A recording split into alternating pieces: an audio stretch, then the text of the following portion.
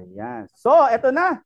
Nagre-record na tayo. Ulitin ko lang po for the purpose ng intro. Good evening po, good afternoon, and good morning sa lahat po ng mga nakasubaybay sa oras na ito, no, sa ating We Rise Academy Intensive Training, and of course, sponsored by or powered by Chantal Directors Incorporated, no? Sa pangunguna po ng ating beloved chairman, Noel Magdadaro. My name is Engineer Toy Alan Cruz Magpantay. Ayan. Okay, mag-share lang po ako ng screen para at least ay nakita na po natin kung ano po yung ating gagawin. Okay. May mga nakapag-type na po kanina, no? Na meron na silang alam patungkol sa Canva. Pero sa pamamagitan po nito, aalamin muna natin, no? Siyempre, alamin muna natin ano ba ang Canva. Okay. Bakit napakahalaga ang Canva? Okay. So dito is tuturuan po namin kayo na makapag-create ng fundamental or basic, no? Basic. Kasi lahat po ng basic, lahat po ng advanced nag-uumpisa sa basic, sa fundamentals. Ayan. So Canva training, master design for your online business by Coach Troy Magpantay. All right. So, what is Canva? Dito, no, nakikita natin sa screen. O nga pala, type 2 nga kung nakikita yung screen. O baka kasi, no? O, para at least makita ko lang. Oo, type 2. Ayan, okay. Thank you so much po, ah. Ayan, so ang Canva po natin is, ang sabi nga dito, ito yung design na ginawa, made easy and free. Okay? Libre lang po ang Canva. Actually may bayad po itong Canva, no? Nasa 300 pesos monthly. Pero meron po akong kakilala or nag-o-offer po sa akin, ang binayad ko lang po sa kanya is 200 pesos lifetime na po. Pwede na ba yon? 200 pesos lifetime, type yes niya. Ibibigay ko po sa inyo yung contact niya para kayo po ay magkaroon na rin po ng magiging pro na po yung Canva nyo.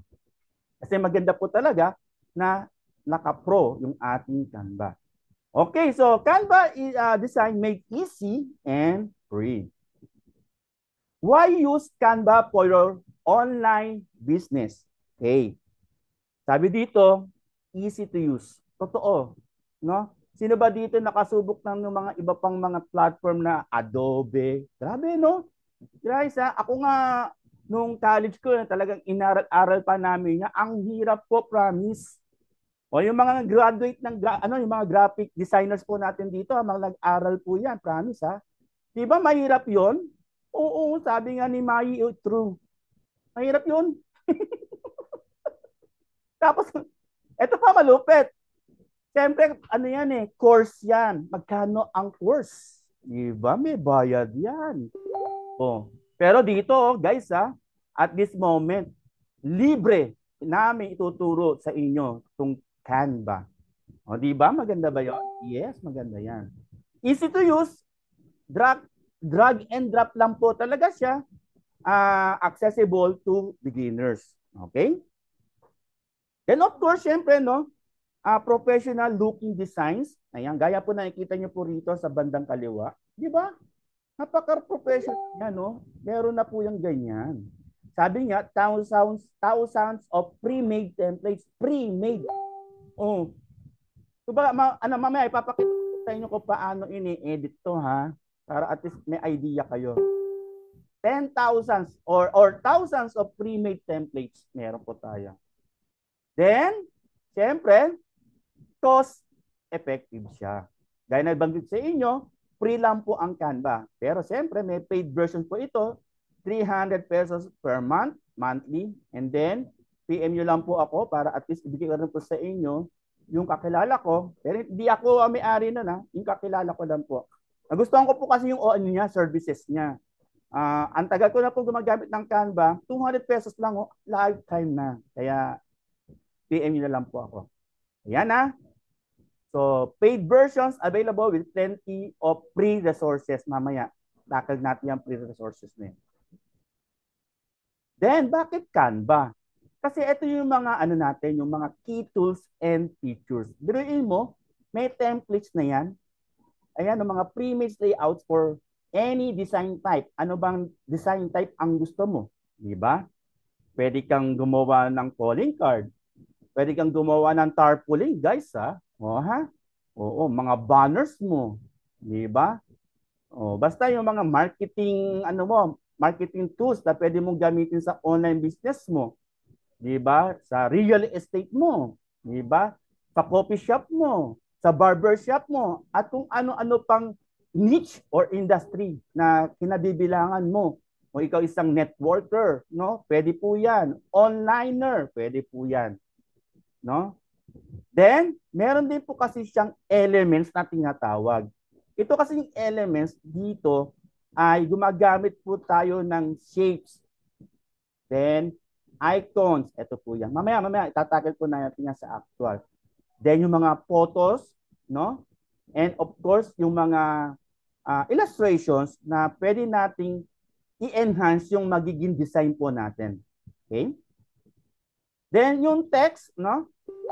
You can add text boxes, you can choose fonts, and adjust font sizes. Okay? Gaya nga nabanggit ko sa inyo kanina, no? May ibang platform po talaga, dito pa lang po sa paggawa ng text, dito pa lang po sa paggawa ng elements, talagang aabutin ng oras-oras po. Do you agree? Yes, ha? Dito sa Canva, ang bilis lang po yan. Then, sa images po, ito po yung mga tools and features po ni Canva. May images po tayo dyan. You can upload your own photos. Ayan yung sarili mong litrato mo. Or use Canva's pre-stock library. Lahat po ng mga pre-stock library, mga pictures, mga videos, nakapaloob na po sa platform na Canva. Hindi ka nadadaan pa sa iba pang mga platforms na nag-o-offer rin ng mga stock. Okay? Then, meron din po tayong tinatawag na background remover. Okay? Troy, pang-pro pala yan. Sa ako po kasi ngayon ay hindi pa pa-pro. Sige nga, type nga po natin. Kung ikaw po ay naka-Canva Pro na, type mo Pro. Kung hindi pa, type mo, sabihin na natin 2. Sige nga, tingnan natin. Naka-pro na si Mai, si April, Cesar. Yung mga hindi pa naka-pro. Type 2 nga, type 2. Kung meron. Yan Kung yon si Carl Johnson. Huwag ka mag-alala. Johnson and Janet and Elizabeth. Ituturo ko po sa inyo na meron naman pong ibang platform na you can remove background. No? Mamaya, tackle po natin.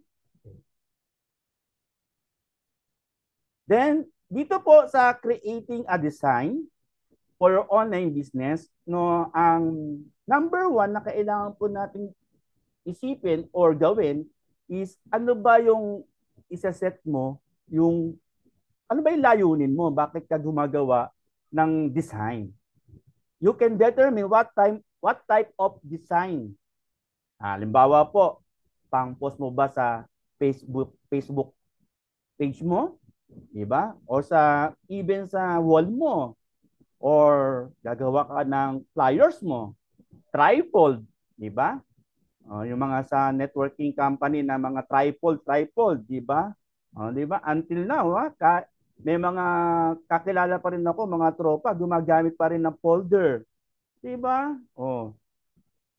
May product catalog pa na tinatawag, no? So, dito sa Canva, kailangan may goal setting ka pa rin. Then, siyempre, you can choose the right template. Ayan po. Kaya, ang dali lang po talaga gamitin ng design kasi may template na. So, pipili ka lang ng template mo na ma-match doon sa mga negosyo na wino-workout mo ngayon. Okay? Then, you can customize yung ating mga canvas po natin. Like, for example, you can change colors, you can add your product image, no? You can add your own logo, and of course, yung mga details niyan, no? Then, ang sabi dito, you can save and export. Paano yung save and export? Export designs in various formats, JPEG, PNG, PDF, at iba pa for online use. Okay, mamaya, tackle natin yan. actual. Game. Best practices for design. Ano-ano po ba yung mga dapat mong namnamin, no, sa gabing ito? Bakit ka gagawa ng design using Canva? Ito po yung mga pinakamahusay na dapat mong gagawin. Ano? Keep it simple. Ah, keep it simple lang. Huwag yung marami, 'di ba? Oh, papunta lang po tayo dito sa mga kababaihan po natin. Ha? Ewan ko lang kung a-agree kayo sa akin, ha? Sa mga kababaihan po ba natin, mas maganda po ba yung makeup na simple lang? Oh, 'di ba? Simple lang. Simplicity is beauty. Tama? Oo, simple yan lang natin, ha. Huwag natin pahirapan ang buhay natin. Ayan, keep it simple. Don't overwhelm your design with too many elements. Totoo yan. Hindi na naiintindihan ng tao, nakakita ng banners mo. Ano ba talaga pinopoint ni Troy? Hindi ko maintindihan. Ang dami-dami. May aso, may pusa, may kalabaw, may kabay. Oh, and then, dapat ito. Ang susi sa magandang design ng ating logo ng mga Canva po natin is consistency. Bakit? Use the same fonts, colors, and style across your design. O yan ha. Depende pa rin po yan sa product niche mo. Okay. Kung ang product niche mo is mga cosmetics, di po ba? Usong-uso ngayon yan ha. Naniniwala ba kayo na cosmetic never dies? Di ba nila walang pera basta maganda ka? Ayan ha. Ah, so kailangan po kunyari cosmetics ang binebenta mo. Most common color po niyan is ano? Pink. O dapat consistent ka. Kung ano yung brand mo kasi doon ka makikilala, no? Then ito yung pinakamalaga sa lahat kung bakit nakakarami po tayo ng benta, no? Tried and tested na po kasi namin to. Yung call to action. Gagawa ka ng isang ads mo or banners mo or video mo, dapat mayroong call to action. Kasi once na mapanood po kasi nila yung or makita nila yung banners mo or yung video mo, ano next nun? Kasi nakita na, uy, maganda.